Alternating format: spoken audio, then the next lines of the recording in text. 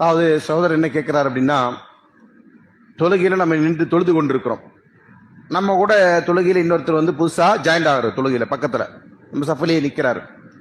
அது நிக்கிறவருக்கு தொழுகையுடைய பேடுதல் இல்லை.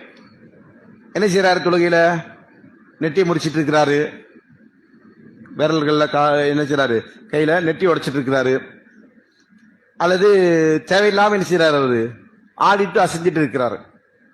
அப்படி இப்படி இருக்கிறவரை நம்ம தொழுகையில அதை தடையலாமா அப்படின்னு கேட்கிறாங்க. நபி ஸல்லல்லாஹு அலைஹி காலத்துல ஒரு நிகழ்வு, சஹாபாக்கள் என்ன செய்றாங்க, தொழுதுட்டு இருக்கிறாங்க. ஒருத்தருக்கு வந்து தும்பல் வந்துருச்சு. அவர் என்ன செய்யறாரு, தும்புறாரு. தும்பிட்டு என்ன சொல்லணும்?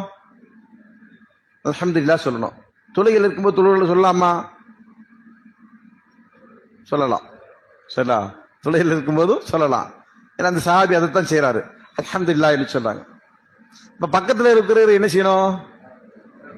யர்ஹமக்கல்லாஹ் சொல்லணும். அது சொல்லலாமா? அது சொல்லக்கூடாது. சரிங்களா? அது சொல்லக்கூடாது. தஹ்மீத் என்பது அல்லாஹ்வை புகழ்தல். சரிங்களா? அது தொழுகையில் ஒருத்தர் என்ன செய்யலாம், செஞ்சுக்கலாம்.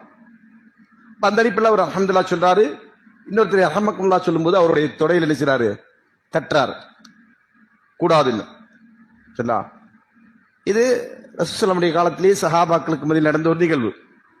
அப்ப இதை அடிப்படையாக கொண்டு நாம் என்ன செய்யலாம், அது போன்று தேவையில்லாத செய்யறோம்னா அவர் என்ன செய்யலாம், உணர்த்துவதற்காக வேண்டி தட்டலாம். நம்ம உணர்த்த போறவர் எப்படி இருக்கிறான்னு பாத்துக்குங்க. சரியா? ஆமா, அவர் தட்டாம என்ன அடிச்சுட்டியா நீ தொழுகிறேன்னு சொல்லிட்டு அவர் நான் உங்களை விட கூடுதலா தட்டுவேன்னு சொல்லி தட்டினார்னா அது பெரிய ஃபசாதாயிடும். அதனால என்ன செய்யணும், இது போன்ற இடங்கள்லாம் நம்ம வந்து கொஞ்சம் பொறுமை காத்து நம்ம அது முடிஞ்சு அவங்களுக்கு சொல்லி கொடுக்கறது சிறந்ததா இருக்கும். நம்ம கூட பரிச்சயமா இருக்கிறாங்க மக்கள், தொழுகைக்கு வந்துட்டு இருக்கிறவங்க, இப்ப நம்ம வகுப்பெல்லாம் அட்டன் பண்ணிட்டு இருக்கிற மக்கள் அப்படி சொன்னா அப்ப நம்ம என்ன செய்யலாம், ஒரு தட்டு தட்டுனா அவரு மேபி என்ன செய்வாரு, ஏதோ ஒண்ணு இருக்குன்னு விலகிப்பாரு. ஏதோ ஒண்ணு இருக்கு, நம்ம தொழுது முடிச்சு பேசிக்கலாம் அப்படின்னு நினைப்பாரு. சரிங்களா? அதெல்லாம தொழுகைக்கே அன்னைக்கு தான் முதல்ல வர்றவரா இருந்தாருன்னா அவர் என்ன தட்டினீங்களா, அவர் என்ன செய்வாரு, இது ஒரு தொழுகையுடைய வழிமுறை அப்படின்னு நினைச்சு நம்மள தட்ட வர்றவர். அந்த மாதிரியான சூழல்கள் நம்ம கவனத்தில் கொள்ளணும். கவனத்தில் கொண்டு அதை என்ன செய்யணும், இந்த தன்பி உணர்த்துதல் என்பது கூடும், அதை செய்யலாம். சரிங்களா?